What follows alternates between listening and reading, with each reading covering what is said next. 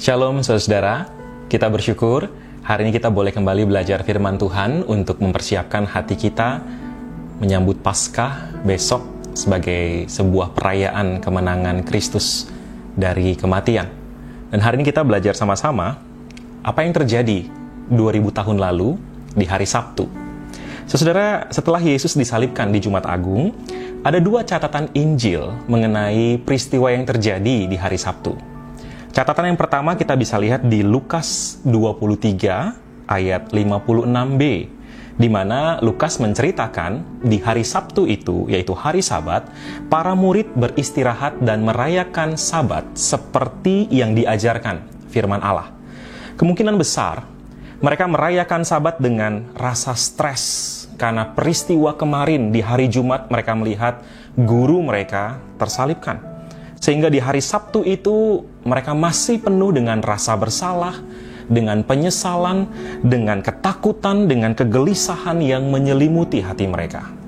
Dan kemungkinan besar di hari Sabtu itu mereka juga stres tentang apa yang terjadi nanti. Apa yang terjadi besok? Apa yang terjadi di hari-hari depan?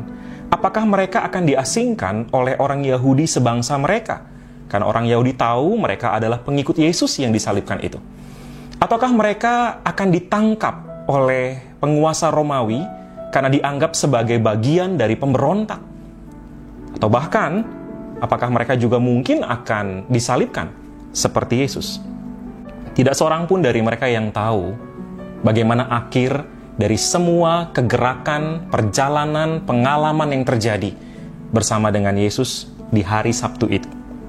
Saya membayangkan mereka seperti orang yang sedang berjalan di sebuah terowongan yang sangat gelap dan sangat panjang dan belum melihat ujung dari terowongan tersebut. Mereka tertekan oleh kegelapan yang ada, mereka lelah dan sama sekali nggak tahu sampai kapan mereka harus berjalan di dalam terowongan itu. Tapi menariknya, di tengah segala kegelisahan dan ketakutan mereka, Lukas mencatat bahwa para murid tetap menjalani Sabat bersama-sama seperti yang Allah mau. Saya membayangkan di hari Sabat itu ketika mereka membaca Mazmur atau bagian firman Allah yang biasa dibacakan di hari Sabat. Mungkin sekali mereka membacanya dan betul-betul berharap mendapatkan istirahat dari Allah lewat firman Tuhan yang mereka baca itu. Di hari itu, saya percaya adalah hari Sabat yang paling berkesan karena dengan segala kelelahan jiwa dan raga, mereka datang dan mencari peristirahatan dari Tuhan. Tapi di sisi lain, Matius 27 ayat 62-66 mencatat beberapa orang Farisi dan beberapa imam kepala datang bertemu dengan Pilatus. Mereka meminta Pilatus untuk menjaga dan menyegel kubur Yesus di hari Sabtu itu. Mereka bertemu Pilatus dan membuat sebuah cerita bohong bahwa murid-muridnya akan mengambil mayat Yesus, lalu akan menghasut rakyat dan akhirnya akan membuat stabilitas politik dan sosial menjadi kacau balau. Akhirnya, Pilatus setuju dan mengizinkan beberapa tentara datang ke kubur Yesus dan menyiapkan segel milik Pilatus untuk kemudian dipakai menyegel kubur itu. Ironis, di hari Sabat itu, para pemimpin agama yang terhormat itu justru melanggar aturan hukum Taurat dan mempengaruhi Pilatus, penguasa pada waktu itu, untuk kemudian mendengar hasutan mereka dengan embel-embel demi stabilitas politik dan sosial di waktu itu. Tapi kita tahu sama-sama bukan? Usaha mereka adalah usaha yang sia-sia. Sebab kematian dan kubur saja tidak dapat menahan kuasa kebangkitan Yesus. Apalagi sekedar beberapa penjaga dan sebuah materai.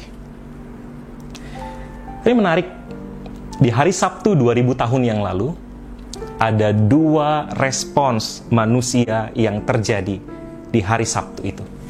Respons yang pertama dari para murid yang datang kepada Allah, memohon pengampunan, memohon kekuatan. Respons kedua adalah dari para elit agama Yahudi dan Pilatus yang berusaha menjaga stabilitas politik dan sosial pada waktu itu dengan cara menyegel kubur Yesus. Di hari Sabtu ini, respons seperti apa yang kita mau nyatakan di hadapan Tuhan? Kita memang berbeda dengan para murid.